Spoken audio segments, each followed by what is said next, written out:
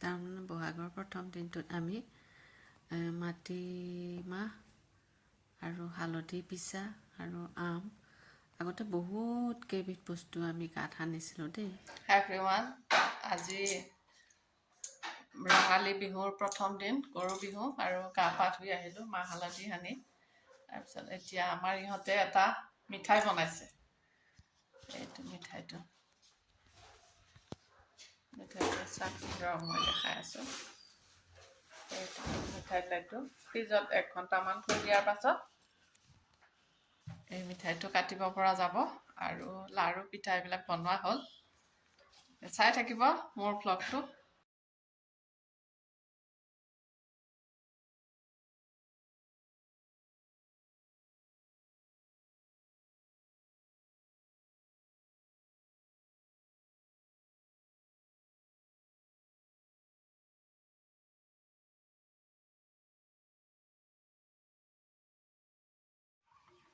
Everyone, আজি বহাগ বিহুৰ শুভেচ্ছা আপোনালোক সকলোকে জনালোঁ।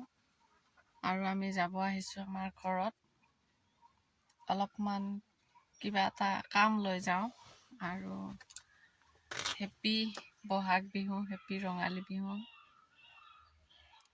আৰু ইয়াতে বহি আছোঁ মই, তাতে যাওঁ একবাৰ, যাই উঠি আহোঁ।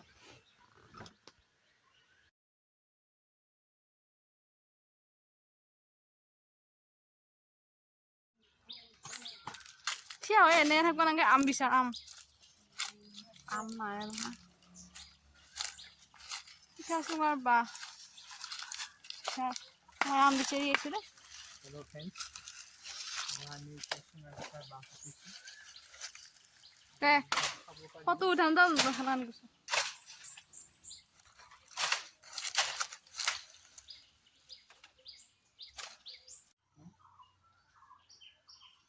এয়া ৰঙালী বিহুৰ কাৰণে চুঙা পিঠা বনাবৰ কাৰণে প্ৰস্তুতি কৰা হৈছে।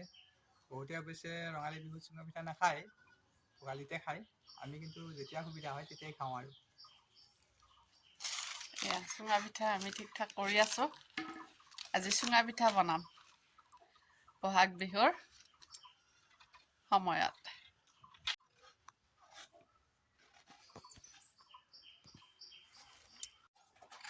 দুডাল বাঁহ কাটি ৰেডি কৰা গৈছে। আৰু এইখিনি গাড়ীৰ ভিতৰতে আছে চাউলপাতখিনি, পানী, চাউল।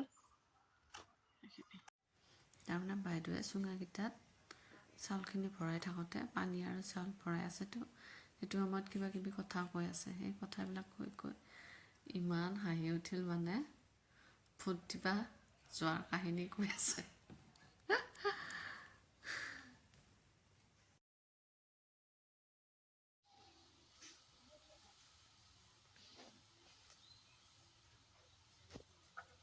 গৰমত পাইছা জুতি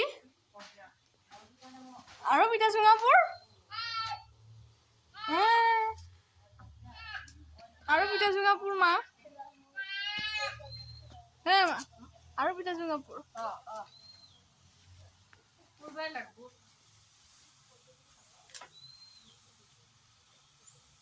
কাঠিডাল নিছো।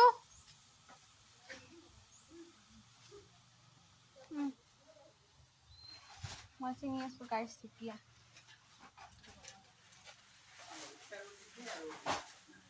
হৈ যাব।